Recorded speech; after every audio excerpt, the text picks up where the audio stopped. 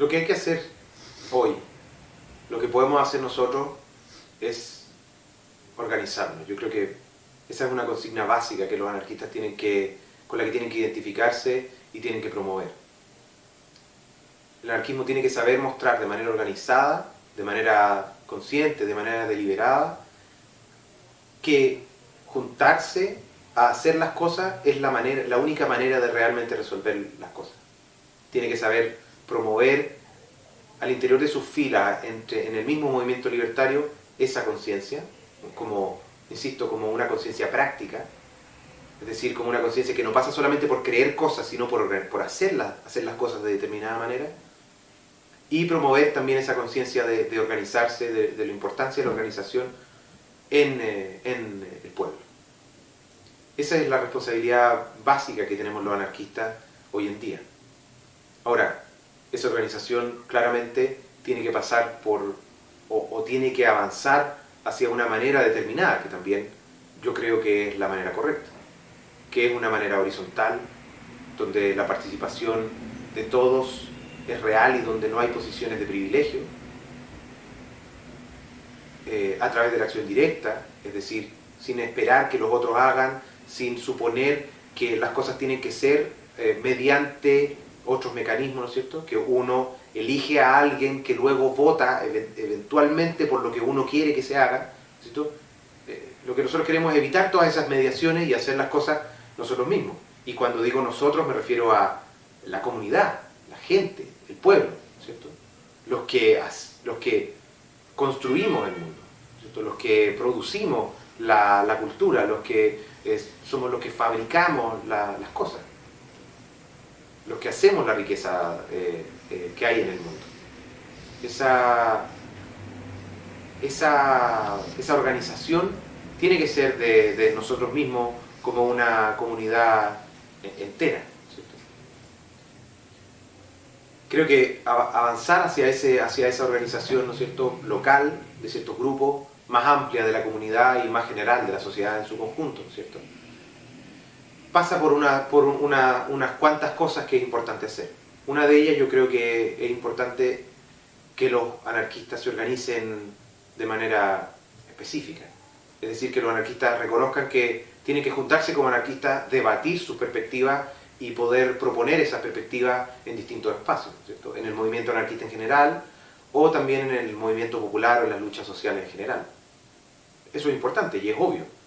O sea, si alguien niega que los anarquistas se juntan, de hecho, específicamente, sería un absurdo histórico, porque los anarquistas, de hecho, hay algunos que son anarquistas, se identifican entre ellos y se juntan, y discuten y debaten. Ahora, ese debate, esa discusión, tiene que ser más rigurosa y tiene que ser más productiva.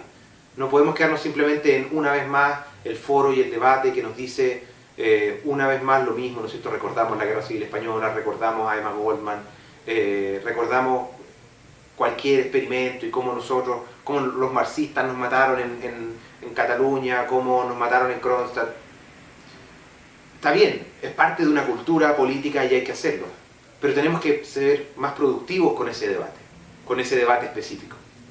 Ser capaz de nuevo de tener una perspectiva más útil de cómo tiene que ser, de que el anarquismo tiene que ser más útil para las luchas.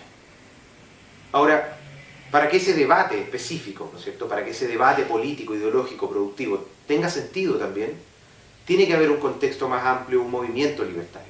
Y ese movimiento libertario pasa por periódicos, escuelas, bibliotecas, librerías, editoriales, por espacios comunitarios, en el fondo que sean el sustento físico y simbólico de ese debate y de las luchas que puedan darse de ahí. Es importante constituir un movimiento libertario o anarquista.